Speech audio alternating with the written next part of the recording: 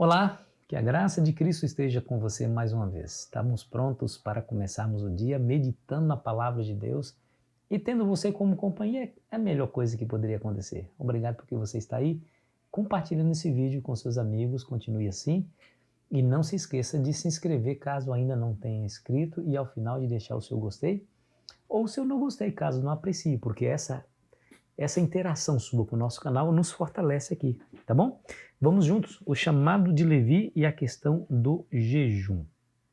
Bom, Jesus é retratado no livro de Marcos, como já mencionei em outros vídeos, como aquele que age, não somente como aquele que prega, mas como aquele que prega e age ao mesmo tempo. Jesus está sempre sendo retratado em alguma ação significativa em prol da humanidade. Isso é interessante. Isso é interessante. E aqui ele sai daquele encontro com aquele paralítico, lembra que nós estudamos ontem? E logo encontra Levi e Mateus na coleteria de impostos. Quem era Mateus? Mateus era um publicano. Publicano era um cobrador de impostos. Por conta disso, tinha o ódio dos seus compatriotas, porque era encarado como um traidor da nação, porque se vendeu aos romanos para cobrar impostos dos seus próprios irmãos judeus. Isso era algo assim execrável entre os judeus. E eles tinham tanto ódio dessa raça que na Mishnah diz assim, ó, se os cobradores de impostos entrarem em uma casa, tudo que está dentro dela se tornará impuro. Se tinha alguém merecedor do castigo eterno, segundo os judeus, eram os cobradores de impostos. Eles eram odiados, eles eram impuros, eles tornavam tudo impuro, eles não podiam estar no meio dos judeus que buscavam e obedeciam a Deus. Essa era a concepção. E Jesus chama exatamente um indivíduo assim. Como que Jesus é, né? Jesus quebrando os paradigmas da sua sociedade. E aí, não somente, como se não bastasse isso, né? Jesus entrou na casa de Levi. Olha aí, entrou na casa de um publicano ali, estavam muitos publicanos, muitos pecadores. Os fariseus ficaram enraivecidos com essa situação. Aí no capítulo 2, né? Aí diz o verso 16, os escribas dos fariseus, vendo comer em companhia dos pecadores publicanos, perguntavam aos discípulos dele, por que come e bebe ele com os publicanos e pecadores? E tendo Jesus ouvido isso, respondeu-lhes, olha a resposta de Cristo. E aqui está a essência do ministério de Cristo. Por que Jesus come com pecadores? Por que ele entra na casa de pecadores? Por que ele chama um pecador para ser seu discípulo mais próximo? E aí a resposta não poderia ser mais clara. Ele diz assim no verso 17, os sãos não precisam de médicos, e sim os doentes. Não vim chamar justos, e sim pecadores.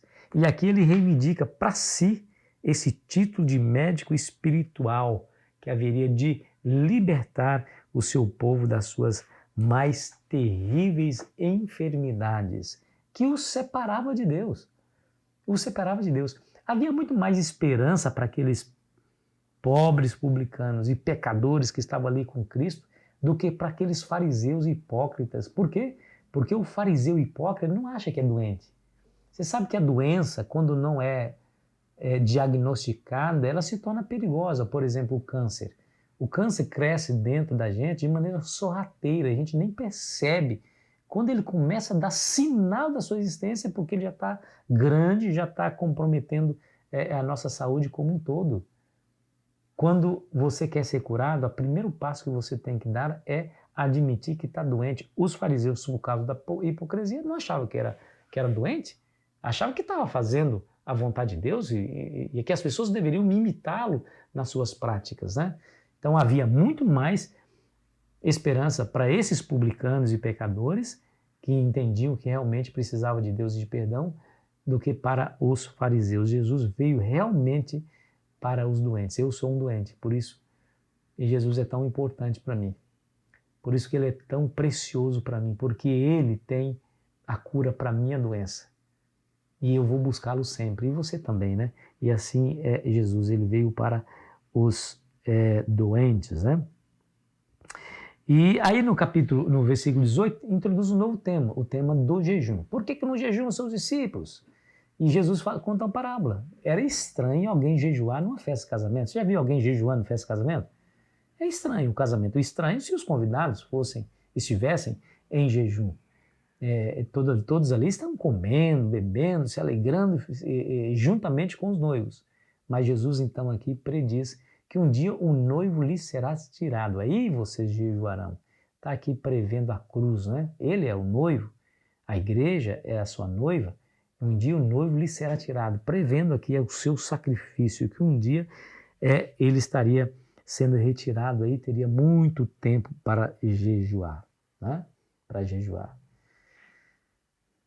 Por que os fariseus fizeram essa pergunta? Justamente para tentar se colocar acima de Cristo. Por que vocês não jejuam como nós jejuamos? Como se a prática do jejum fosse a coisa mais importante no exercício da religião. E não é.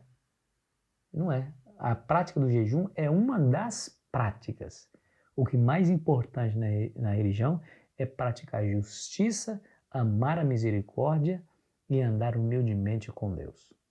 Quando nós temos em Deus a nossa mais profunda afeição e a nossa mais profunda busca, quando nós o encontrarmos, aí podemos jejuar, orar, porque nós estamos na presença de Deus, nós queremos buscá-lo, nós queremos sentir mais da sua misericórdia, sentir mais da sua presença, aí tudo certo. Mas quando você faz isso, quando eu faço isso, para me colocar acima dos homens, aquele jejum para nada serve, a não ser para ser jogado fora, né? E aí Jesus conta aqui, olha que coisa interessante, ele conta aqui ele faz aqui uma comparação, né? Conta uma parábola com uma comparação, para que eles pudessem refletir. Aí, o verso 21, ninguém costura remendo de pano novo em veste velha, porque o remendo novo tira parte da veste velha e fica maior a rotura. Ou seja, se você pegar um pano novinho e costurar num rasgo de uma roupa velha, no ato de você costurar, vai abrir outros rasgos na costura velha, porque a velha já está apodrecida, está frágil, qualquer coisa que você faz pode rasgar. Não se coloca costura nova em roupa velha. Aí ele diz assim, ó, ninguém põe vinho novo em odres velhos, do contrário, o vinho romperá os odres e tanto se perde o vinho como os odres, mas põe-se vinho novo em odres novos. O que ele está dizendo aqui? E Jesus está querendo dizer o seguinte, olha, se a sua mente não se transformar, o evangelho, que é o vinho novo, não vai lhe servir de nada, vai perder tudo, tanto o vinho novo como o odre velho. Ou seja, você precisa deixar-se renovar. Sua mente precisa ser um odre novo para receber o vinho novo que é o evangelho. Ou seja, muda a sua concepção, muda a forma de você pensar, muda a forma de você exercer sua religião. Do jeito que está exercendo, não vai dar certo. Pode vir a mensagem mais linda e extraordinária que alguém pode pregar para você, não vai surtir efeito na minha e na sua vida se a minha mente for uma mente velha, uma maneira velha de pensar as coisas. Aí eu me lembro de Romanos capítulo 12, versículo 2, mas transformai-vos pela renovação da vossa mente para que experimenteis qual seja a boa, santa e agradável vontade de Deus. Para experimentar a vontade de Deus, que é santa, boa e agradável, é preciso renovar a mente. Do jeito que está pensando, não vai. Não vai. Da maneira que você pensa a religião, da maneira que você vive a sua religião, não vai chegar a lugar nenhum. Não é assim que Deus quer que você faça. O que eu e você precisamos fazer é aquilo que Miqueias 6, verso 6 em diante nos diz. Verso 8 nos diz. Pratique a justiça. Ame a misericórdia e ande humildemente diante de Deus. É isso que Deus quer. O que é ser humilde diante de Deus? É ser um servo, é ser um aprendiz. Senhor, fala porque o teu servo ouve. Qual é a sua instrução? Sob a tua palavra lançarei as redes. Lembra de Pedro? Sob a tua palavra lançarei as redes. É isso. Eu e você precisamos fazer assim para que nós possamos avançar no crescimento espiritual. Avançar. Desenvolvermos.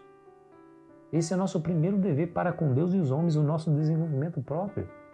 Precisamos crescer. Mas não há como crescer pensando da mesma maneira.